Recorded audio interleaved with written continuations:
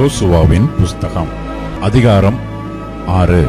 எரிகோ இஸ்ரவேல் புத்திரருக்கு முன்பாக அடைக்கப்பட்டிருந்தது. ஒருவரும் வெளியே போகவும் இல்லை, ஒருவரும் உள்ளே வரவும் இல்லை.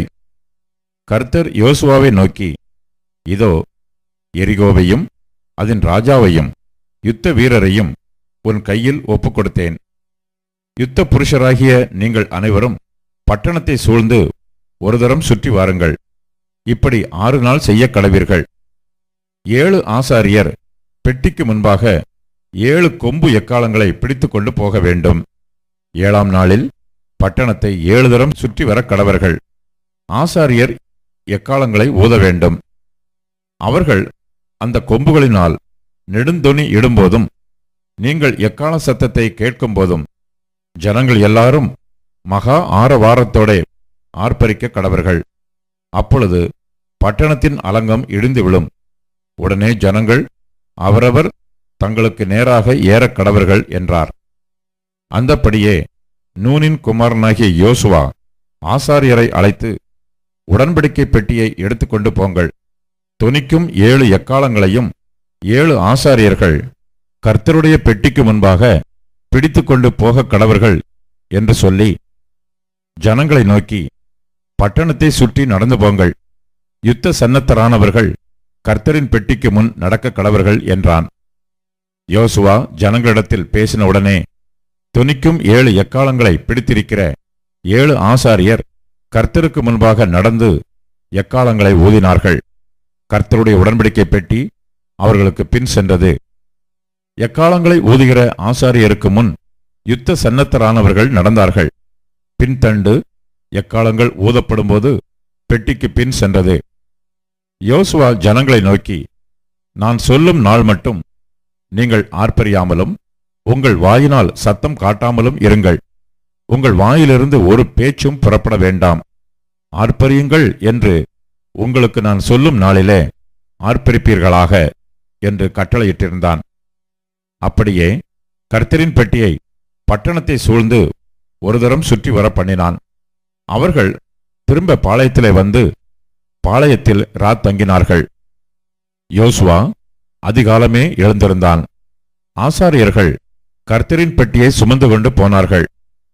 தொனிக்கும் 7 எக்காளங்களை பிடிக்கிற 7 ஆசாரியர்களும் எக்காளங்களை ஊதிக்கொண்டே கர்த்தரின் பெட்டிக்கு முன்பாக நடந்தார்கள். யுத்த சன்னத்தரானவர்கள் அவர்களுக்கு முன்னாலே நடந்தார்கள். பின்தண்டோவெனில் எக்காளங்கள் ஊதப்படுகையில் கர்த்தரின் பெட்டிக்கு பின் சென்றது. 2ஆம் நாளிலும் பட்டணத்தை ஒரு தரம் சுற்றி வந்து பாளையத்துக்கு திரும்பினார்கள். இந்தப்படி 6 நாளும் செய்தார்கள்.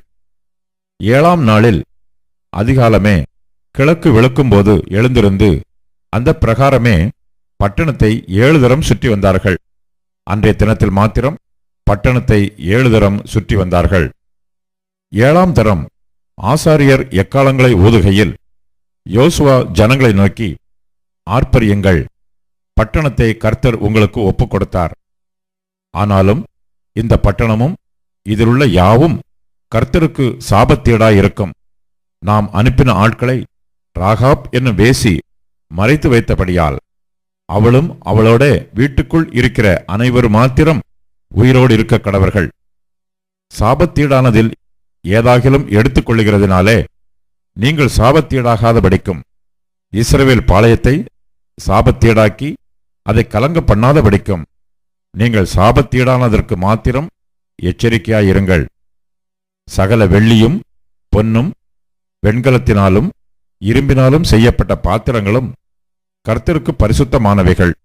அவைகள் கர்த்தரின் பொக்கிஷத்தில் சேரும் என்றான்.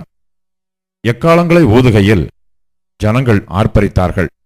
எக்கால சத்தத்தை ஜனங்கள் கேட்டு மகா ஆரவாரத்தோட முழங்குகையில் அலங்கம் இடிந்து விழுந்தது. உடனே ஜனங்கள் அவரவர் தங்களுக்கு நேராக பட்டணத்தில் ஏறி பட்டணத்தை பிடித்து பட்டணத்தில் இருந்த புருஷரையும் ஸ்திரீகளையும் வாலிபரையும் கிழவரையும் ஆடு மாடுகளையும் கழுதைகளையும் சகலத்தையும் பட்டய கருக்கினால் சங்காரம் பண்ணினார்கள். யோசுவா தேசத்தை வேவு பார்த்த 2 புருஷரை நோக்கி, நீங்கள் அந்த வேசியின் வீட்டிலே போய் நீங்கள் அவளுக்கு ஆணையிட்டபடி அந்த ஸ்திரீயையும் அவளுக்கு உண்டான யாவையும் அங்கே இருந்து வெளியே கொண்டு வாருங்கள் என்றான். அப்பொழுது வேவுக்காரரான அந்த வாலிபர் உள்ளே போய் ராகாபையும் அவள் தகப்பனையும் அவள் தாயையும் சகோதரர்களையும் அவளுக்குள்ள யாவையும் அவள் குடும்பத்தார் அனைவரையும் வெளியே அழைத்து கொண்டு வந்து அவர்களை இஸ்ரவேல் பாளையத்துக்கு புறம்பே இருக்கும்படி பண்ணினார்கள். பட்டணத்தையும் அதிலுள்ள யாவையும் அக்கினியால் சுட்டெரித்தார்கள். வெள்ளியையும் பொன்னையும் வெண்கலத்தினாலும் இரும்பினாலும் செய்த பாத்திரங்களையும் மாத்திரம் கர்த்தரின் ஆலய பொக்கிஷத்தில் சேர்த்தார்கள். எரிகோவை வேவு பார்க்க யோசுவா அனுப்பின ஆட்களை ராகாப் என்னும் வேசி மறைத்து வைத்தபடினால் அவளையும் அவள் தகப்பன் வீட்டாரையும் அவளுக்குள்ள யாவையும் யோசுவா உயிரோடே வைத்தான். அவள் இந்நாள் வரைக்கும் இஸ்ரவேலின் நடுவிலே குடியிருக்கிறாள். அக்காலத்திலே யோசுவா இந்த எரிகோ பட்டணத்தை கட்டும்படி எழும்பும் மனுஷன் கர்த்தருக்கு முன்பாக சபிக்கப்பட்டிருக்க கடவன். அவன் அதன் அஸ்திபாரத்தை போடுகிற போது தன் மூத்த குமாரனையும் அதன் வாசல்களை வைக்கிற போது தன் இளைய குமாரனையும் சாக கொடுக்க கடவன் என்று சாபம் கூறினான். இவ்விதமாய் கர்த்தர் யோசுவாவோட கூட இருந்தார். அவன் கீர்த்தி தேசமெங்கும் பரம்பிற்று. யோசுவாவின் புஸ்தகம் அதிகாரம் 7. இஸ்ரவேல் புத்திரர் சாபத்தீடானதிலே துரோகம் பண்ணினார்கள். எப்படி எனில், யூதா கோத்திரத்து சேராகுடைய குமாரனாகிய சப்தியின் மகன் கர்மீக்கு பிறந்த ஆகான் என்பவன் சாபத்தீடானதிலே சிலதை எடுத்துக்கொண்டான். ஆகையால் இஸ்ரவேல் புத்திரர் மேல் கர்த்தருடைய கோபம் உண்டது. யோசுவா எரிகோவிலிருந்து பெத்தேலுக்கு கிழக்கிலுள்ள பெத்தாவேன் சமீபத்தில் இருக்கிற ஆயி பட்டணத்துக்கு போகும்படி ஆட்களை அனுப்பி, நீங்கள் போய் அந்த நாட்டை வேவு பாருங்கள் என்றான். அந்த மனுஷர் போய் ஆயியை வேவு பார்த்து யோசுவாவினிடத்தில் திரும்பி வந்து அவனை நோக்கி, ஜனங்கள் எல்லாரும் போக வேண்டியதில்லை, ஏறக்குறைய 2000-3000 பேர் போய் ஆயியை முறிய அடிக்கலாம். எல்லா ஜனங்களையும் அங்கே போகும்படி வருத்தப்படுத்த வேண்டியதில்லை, அவர்கள் கொஞ்சம் பேர்தான் என்றார்கள். அப்படியே ஜனங்களில் ஏறக்குறைய 3000 பேர் அவ்விடத்திற்கு போனார்கள். ஆனாலும் அவர்கள் ஆயியின் மனுஷருக்கு முன்பாக முறிந்தோடினார்கள். ஆயியின் மனுஷர் அவர்களில் ஏறக்குறைய 36 பேரை வெட்டி போட்டார்கள். பட்டண வாசலின் வெளி துவக்கி செபாரி மட்டும் அவர்களை துரத்தி மலை இறக்கத்திலே அவர்களை வெட்டினார்கள். ஜனங்களின் இருதயம் கரைந்து தண்ணீராய் போயிற்று. அப்பொழுது யோசுவா தன் வஸ்திரங்களை கிழித்துக்கொண்டு அவனும் இஸ்ரவேலின் மூப்பரும் சாயங்காலம் மட்டும் கர்த்தரின் பெட்டிக்கு முன்பாக தரையிலே முகங்குப்புற விழுந்து தங்கள் தலைகளின் மேல் புழுதியை போட்டுக்கொண்டு கிடந்தார்கள். யோசுவா, ஆ கர்த்தராகிய ஆண்டவரே, எங்களை அழிக்கும்படிக்கு எமோரியர் கைகளில் ஒப்புக் கொடுப்பதற்காகவா தேவரீர் இந்த ஜனத்தை யோர்தானை கடக்க பண்ணினீர்? நாங்கள் யோர்தானுக்கு அப்புறத்தில் மன திருப்தியாக இருந்து விட்டோமானால் நலமாயிருக்கும். ஆ ஆண்டவரே, இஸ்ரவேலர் தங்கள் சத்துருக்களுக்கு முதுகை காட்டினார்கள். இப்பொழுது நான் என்ன சொல்லுவேன்? கானானியரும் தேசத்து குடிகள் யாவரும் இதை கேட்டு எங்களை வளைந்து கொண்டு எங்கள் பேரை பூமியில் இராதபடிக்கு பேரற்று போக பண்ணுவார்களே, அப்பொழுது உமது மகத்தான நாமத்துக்கு என்ன செய்வீர் என்றான். அப்பொழுது கர்த்தர் யோசுவாவை நோக்கி, எழுந்திரு, நீ இப்படி முகங்குப்புற விழுந்து கிடக்கிறது என்ன? இஸ்ரவேலர் பாவம் செய்தார்கள். நான் அவர்களுக்கு கட்டளையிட்ட என் உடன்படிக்கையை மீறினார்கள். சாபத்தீடானதில் எடுத்துக்கொண்டதும் களவு செய்ததும் வஞ்சித்ததும் தங்கள் பண்டம்பாடிகளுக்குள்ளே வைத்ததும் உண்டே. ஆதலால் இஸ்ரவேல் புத்திரர் தங்கள் சத்துருக்களுக்கு முன்பாக நிற்கக்கூடாமல் தங்கள் சத்துருக்களுக்கு முதுகை காட்டினார்கள். அவர்கள் சாபத்தீடானார்கள். நீங்கள் சாபத்தீடானதை உங்கள் நடுவிலிருந்து நிக்கிரகம் பண்ணாவிட்டால் இனி உங்களோடு இரேன். எழுந்திரு, நீ ஜனங்களை பரிசுத்தம் பண்ணி சொல்ல வேண்டியது என்னவென்றால், நாளைய தினத்துக்கு உங்களை பரிசுத்தம் பண்ணிக்கொள்ளுங்கள். இஸ்ரவேலரே, சாபத்தீடானது உங்கள் நடுவே இருக்கிறது.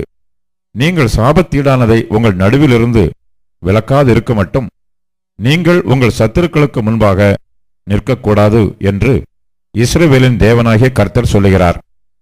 காலையிலே நீங்கள் கோத்திரம் கோத்திரமாக வரவேண்டும்.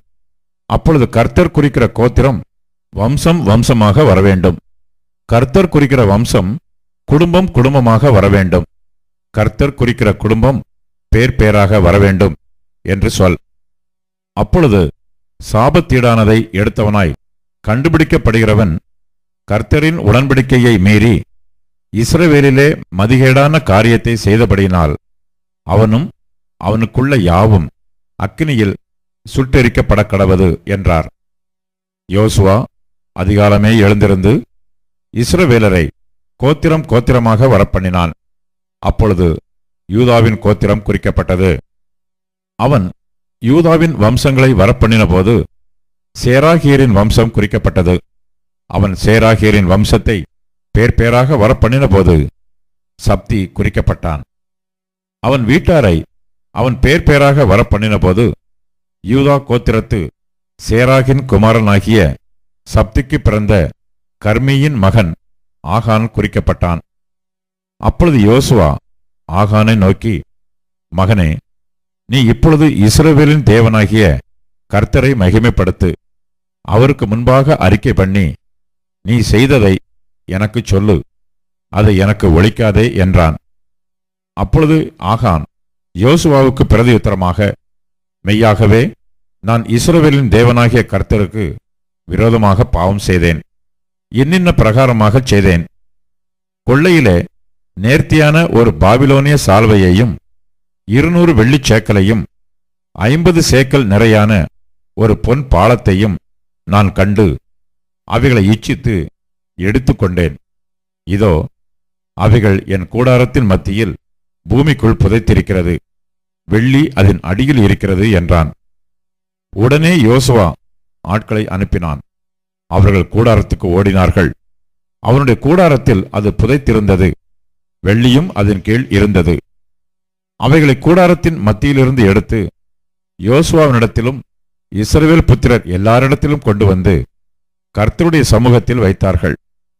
அப்பொழுது யோசுவாவும் இஸ்ரவேலர் எல்லாரும் கூட சேராகின் புத்திரனாகிய ஆகானையும் அந்த வெள்ளியையும் சால்வையையும் பொன் பாலத்தையும் அவன் குமாரரையும் குமாரத்திகளையும் அவன் மாடுகளையும் கழுதைகளையும் ஆடுகளையும் அவன் கூடாரத்தையும் அவனுக்குள்ள யாவையும் எடுத்து ஆகோர் பள்ளத்தாக்குக்கு கொண்டு போனார்கள். அங்கே யோசுவா, நீ எங்களை கலங்க பண்ணினதென்ன? இன்று கர்த்தர் உன்னை கலங்க பண்ணுவார் என்றான். அப்பொழுது இஸ்ரவேலர் எல்லாரும் அவன் மேல் கல்லெறிந்து அவைகளை அக்கினியில் சுட்டெரித்து கற்களினால் மூடி அவன் மேல் இந்நாள் வரைக்கும் இருக்கிற பெரிய கற்குவியலை குவித்தார்கள். இப்படியே கர்த்தர் தமது கோபத்தின் உக்கிரத்தை விட்டு மாறினார். ஆகையால் அவ்விடம் இந்நாள் வரைக்கும் ஆகோர் பள்ளத்தாக்கு என்னப்படும். நீதிமொழிகள் அதிகாரம் 20.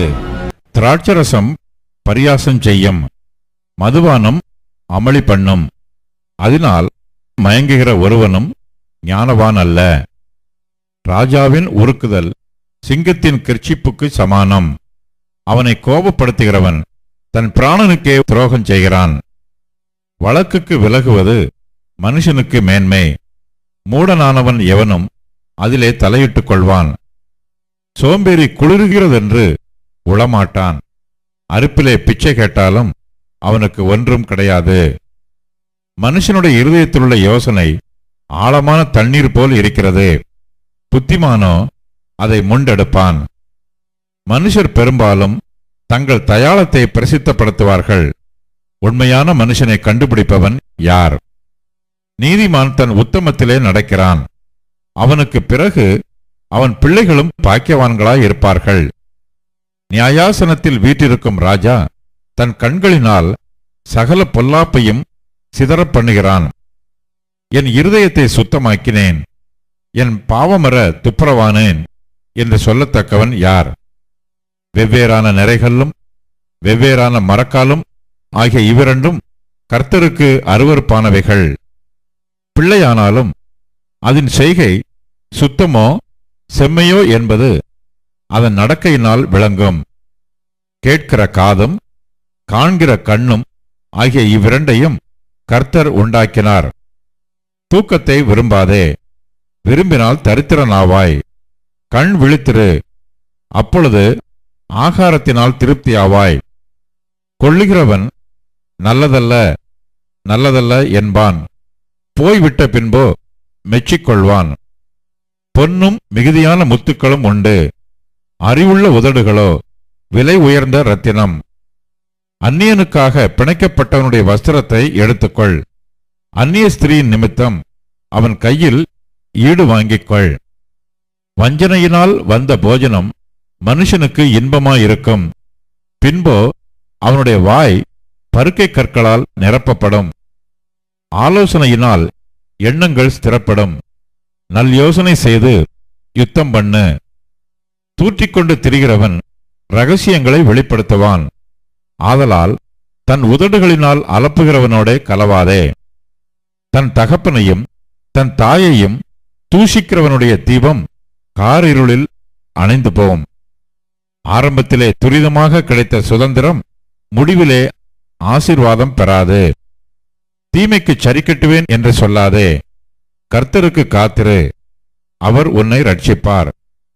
வெவ்வேறான நிறைக்கற்கள் கர்த்தருக்கு அருவருப்பானவைகள், கள்ளத்தராசு நல்லதல்ல. கர்த்தராலே மனுஷருடைய நடைகள் வாய்க்கும், ஆகையால் மனுஷன் தன் வழியை அறிந்து கொள்வதெப்படி? பரிசுத்தமானதை விழுங்குகிறதும் பொருத்தனை செய்த பின்பு யோசிக்கிறதும் மனுஷனுக்கு கண்ணியாயிருக்கும். ஞானமுள்ள ராஜா துன்மார்க்கரை சிதறடித்து அவர்கள் மேல் உருளையை உருட்டுவான். மனுஷனுடைய ஆவி கர்த்தர் தந்த தீபமாயிருக்கிறது, அது உள்ளத்தில் உள்ளவைகளையெல்லாம் ஆராய்ந்து பார்க்கும். தயையும் சத்தியமும் ராஜாவை காக்கும், தயையினாலே தன் சிங்காசனத்தை நிற்க பண்ணுவான். வாலிபரின் அலங்காரம் அவர்கள் பராக்கிரமம், முதிர் வயதானவர்களின் மகிமை அவர்கள் நரை. காயத்தின் தழும்புகளும் உள்ளத்தில் உரைக்கும் அடிகளும் பொல்லாதவனை அழுக்கறத் துடைக்கும்.